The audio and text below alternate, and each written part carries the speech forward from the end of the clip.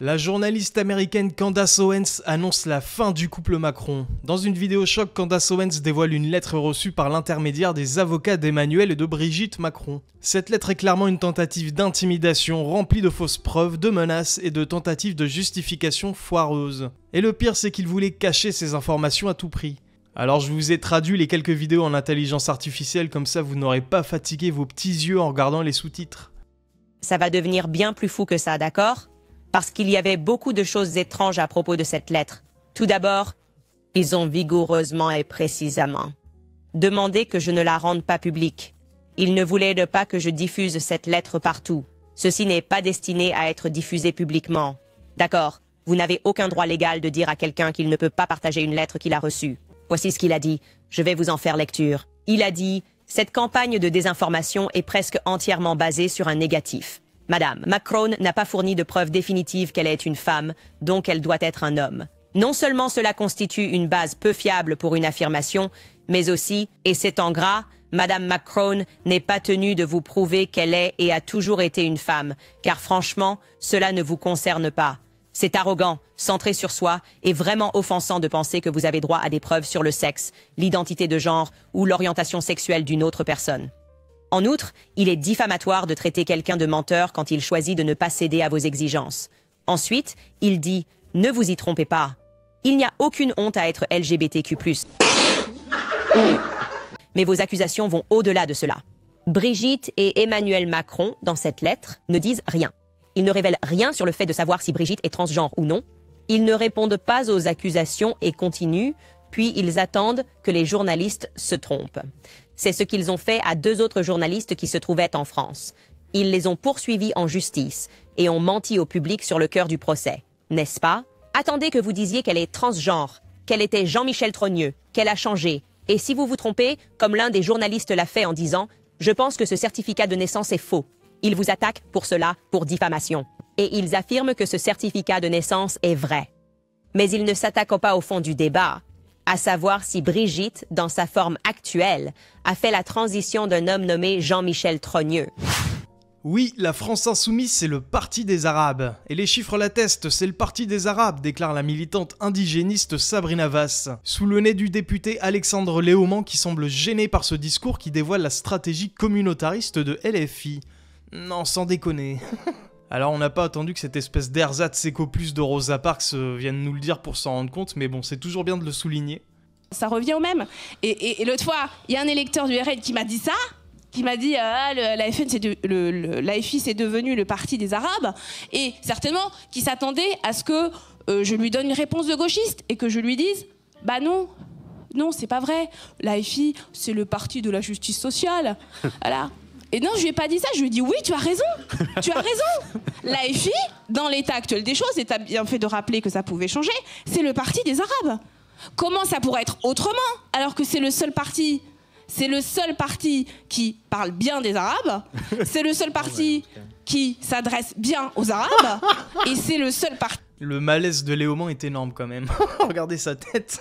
...qui reconnaît que la lutte antiraciste et que la lutte contre l'islamophobie, ce n'est pas un repli communautaire, mais c'est une lutte pour la dignité. Ah, comment ça ne pourrait pas être le parti des Arabes? C'est le seul. Hein, et ça, les chiffres l'attestent. Hein, les chiffres attestent qu'effectivement, c'est le parti des Arabes. Donc voilà, donc Gérard, je lui ai dit ça et... En fait, pour mieux faire passer la pilule, pour être plus politiquement correct, elle aurait dû dire que c'est le parti qui correspond le mieux à une certaine vision de la politique qu'ont beaucoup de gens de la communauté maghrébine, etc. Mais comme c'est une grosse débile communautariste, elle arrive, elle dit « Oh, c'est le parti des Arabes. Qu'est-ce qu'il y a maintenant? C'est le parti des Arabes. » Ce parti s'enfonce de jour en jour, c'est magnifique, c'est succulent.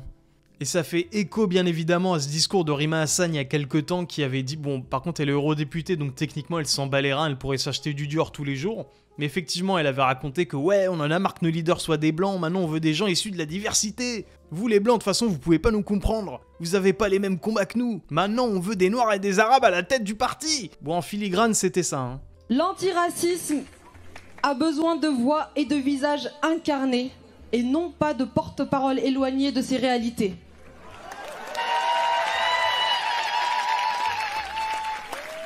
Cette époque du porte-parole est révolue. Nous la voulons derrière nous, car tout ce qui est fait sans nous est fait contre nous. Ah, et puis comme d'hab, il y a une majorité de blancs dans le public. Vraiment, l'ethnomasochisme a de beaux jours devant lui. Une dinguerie vient de se passer dans le dernier reportage de Zone Interdite sur M6. Alors pour la faire courte, le reportage était sur les guéguerres entre voisinages qui peuvent tourner au drame. Et là, en l'occurrence, le monsieur avec la casquette orange est fortement soupçonné d'avoir assassiné le chat de ses voisins. J'ai pas tué votre chat. T'as tué mon chat.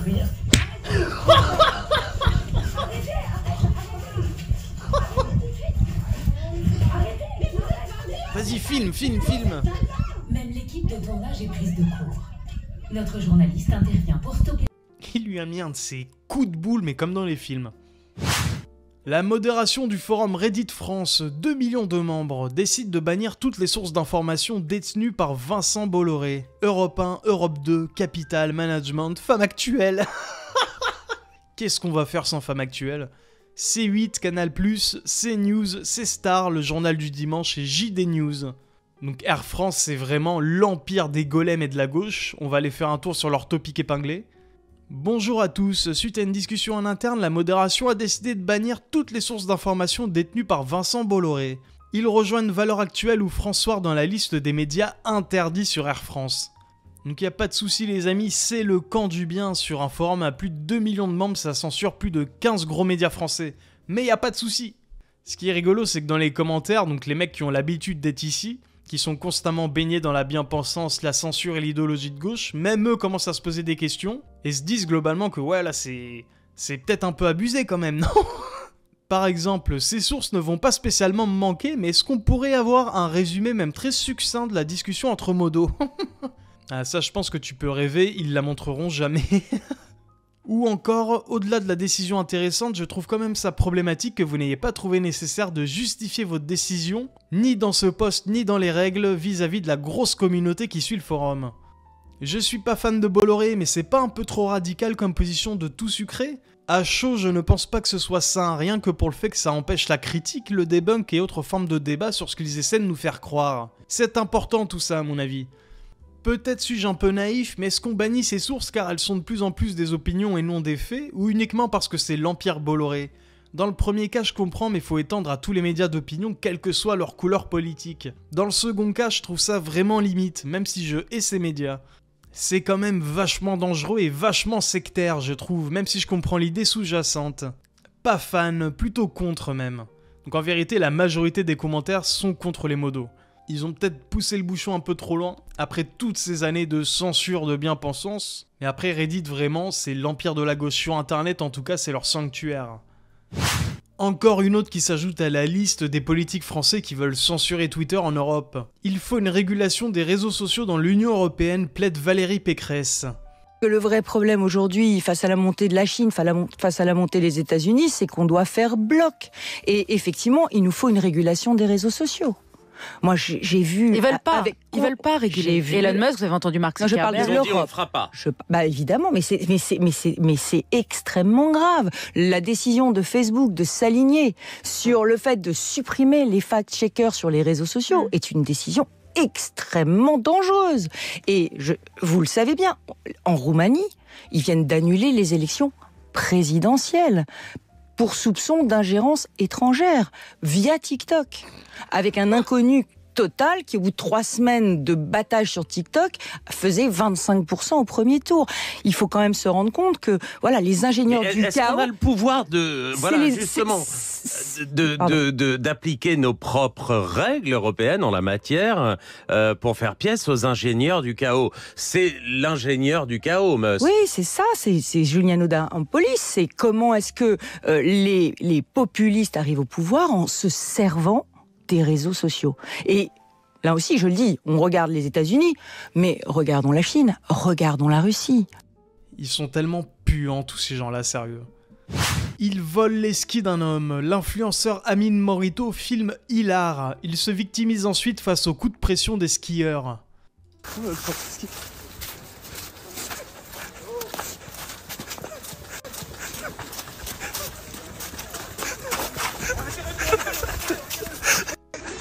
Ah, vous avez vu comment c'est bien écrit en plus, il a volé ski. C'est magnifique. C'est quoi ça?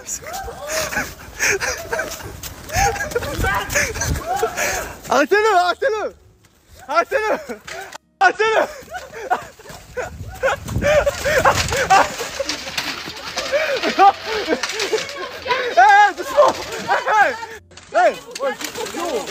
Doucement. Doucement, petit gars, frérot. Doucement, frérot. Tu fais ça, là. Une blague, ouais, tu rigoles, quoi. Magnifique, là où ces gens passent, la loi trépasse. Voilà, sur ce, merci à toutes et à tous d'avoir regardé la vidéo. N'hésitez pas à lâcher un pouce bleu, un commentaire pour le référencement ou à vous abonner si vous le souhaitez. Moi, je vous dis prenez soin de vous, à la prochaine. Allez, salut!